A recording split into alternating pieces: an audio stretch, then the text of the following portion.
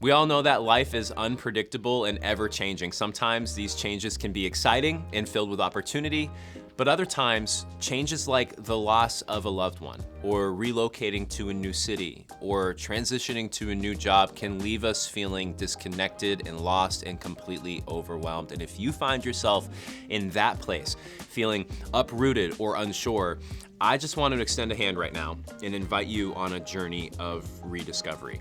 And we're going to explore how Jesus, how reconnecting with him can become an anchor in turbulent times, providing the stability, purpose, and connection that we all need.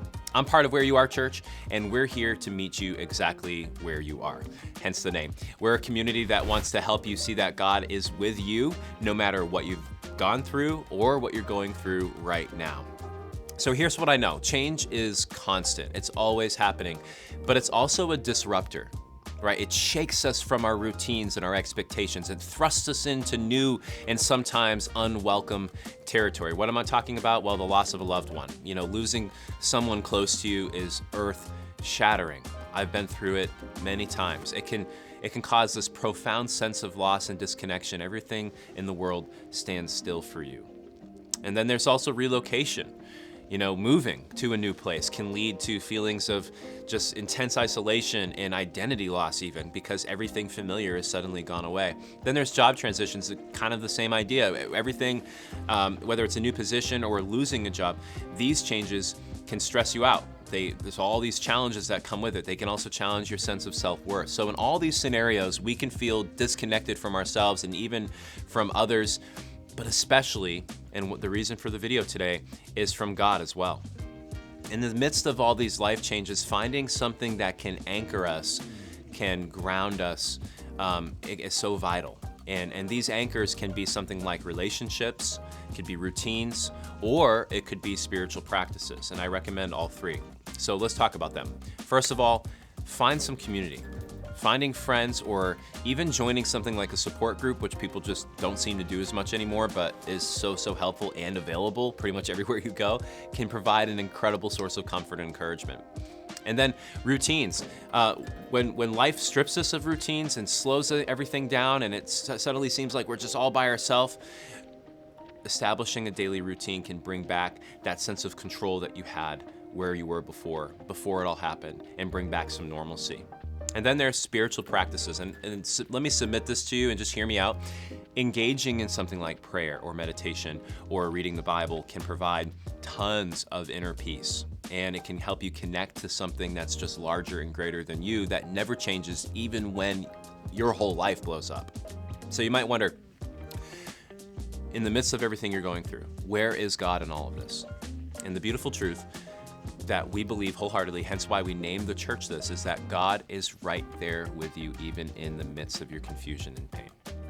So I want to help you recognize and accept the feeling of disconnection, right? That what you're going through, it's okay to feel this way. But I want to encourage you to delve into something like the Bible, right? Something like prayer or meditation, because connecting with something bigger will help you get through this in a way that you won't be able to otherwise.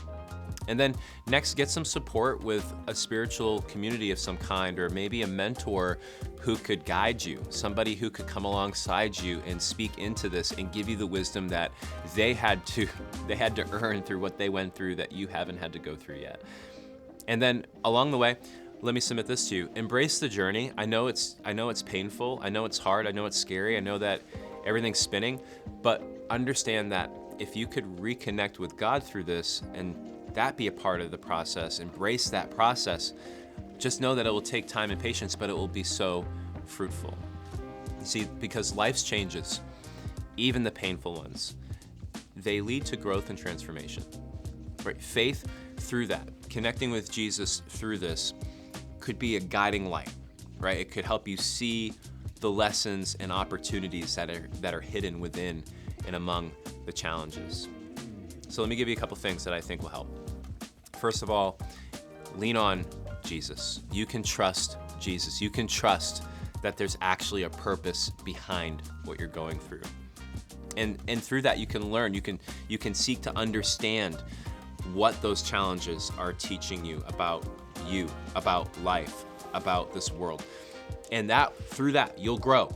You'll embrace, if you embrace this opportunity to grow, you'll grow spiritually, you'll grow emotionally, you'll grow relationally. So again, I can't stress it enough, no matter what you're going through, engage with others and don't do this alone, right? Find people who understand where you're at and what you're going with. We have a community like that right here at Whereyouare.church. Create some of those daily practices that ground you, including spiritual ones. I know that it might feel foreign, but it's so incredibly helpful.